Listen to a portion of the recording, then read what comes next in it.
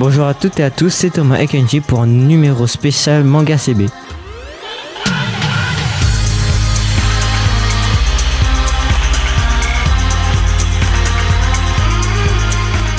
Pourquoi est-il si spécial, Thomas ? Parce que cette fois-ci, nous allons pas parler d'un simple animé, mais d'un film, malgré que ça reste tout de même un animé. Un film, c'est comme un animé, mais ça reste généralement plus long. Et contrairement aux séries, il n'y a pas forcément de suite. Le film est autonome et pourrait se suffire à lui-même. Si le film est en lien avec une série, il sera souvent un à côté et restera plus général là où la série ira dans les détails. Mais de quel film allons-nous parler, Thomas ? Alors là, ça va être une spécialité à la Miyazaki. Le voyage de Chihiro. Ce qui est marrant car c'est lui le réalisateur. Il a réussi dès ses premiers films à retranscrire une ambiance particulière, où se côtoient magie, humour, tristesse, personnages du peuple et prince ou princesse. Bien, est-ce que tu peux me parler du film d'aujourd'hui, Thomas ? Aujourd'hui, dans toute l'œuvre de ce réalisateur prolifique, nous allons nous intéresser particulièrement au film Le voyage de Chihiro. Le choix n'a pas été évident entre Princesse, Mononoke, Mon voisin Totoro et Chihiro. Tous sont réussis, mais j'ai trouvé que le voyage de Chihiro reste une excellente synthèse où l'on peut voir le talent de Miyazaki vraiment à l'œuvre.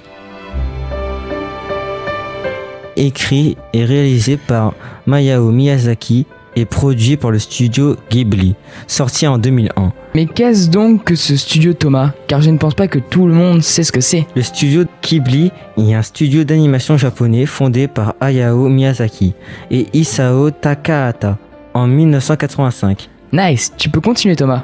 Il est produit longs et courts métrages d'animation, ainsi que, dans une moindre mesure, des téléfilms, des animés et des jeux vidéo.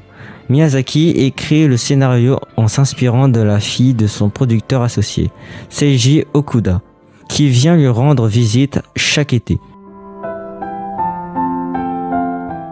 Il a développé plusieurs thèmes qui lui sont chers, dont l'intégration par le travail collectif, le voyage initiatique, le renouement avec les valeurs ancestrales et le danger de la société moderne pour la nature et les traditions.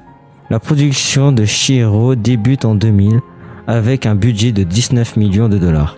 Kenji, peux-tu nous parler du synopsis du film ? Le film raconte l'histoire de Chihiro, une fillette de 10 ans qui, alors qu'elle se rend en famille vers sa nouvelle maison, entre dans le monde des esprits. Après la transformation de ses parents en porcs par la sorcière Yubaba, Chihiro prend un emploi dans l'établissement de bain de la sorcière pour retrouver ses parents et regagner le monde des humains. Le voyage de Chihiro fut jusqu'en 2020 le plus grand succès de l'histoire du cinéma japonais avec 23 millions de spectateurs au Japon et 274 millions de dollars de recettes dans le monde. Acclamé par la critique internationale, le film est considéré comme l'un des meilleurs des années 2000. Il remporte plusieurs récompenses dont l'Oscar du meilleur film d'animation et l'Ours d'or du meilleur film. Parlons maintenant des personnages, Kenji. Chihiro Ogino. Personnage principal du film, craintive et apathique au début, cette fillette de 10 ans saura grandir et gagner confiance en elle afin d'affronter différentes péripéties dans le monde des esprits où elle est précipitée. Aku, esprit de la rivière Kohaku, est pris par Yubaba comme apprenti magicien et lui a volé son nom, c'est gratuit. Son travail est mystérieux et les autres employés du bain le respectent, mais craignent aussi son côté sombre et froid. Il est d'une aide précieuse pour Chihiro. Bo, il est le fils de Yubaba. Il sait à peine marcher, mais possède une force liée à son gabarit. Il fait 2 fois la taille de sa mère.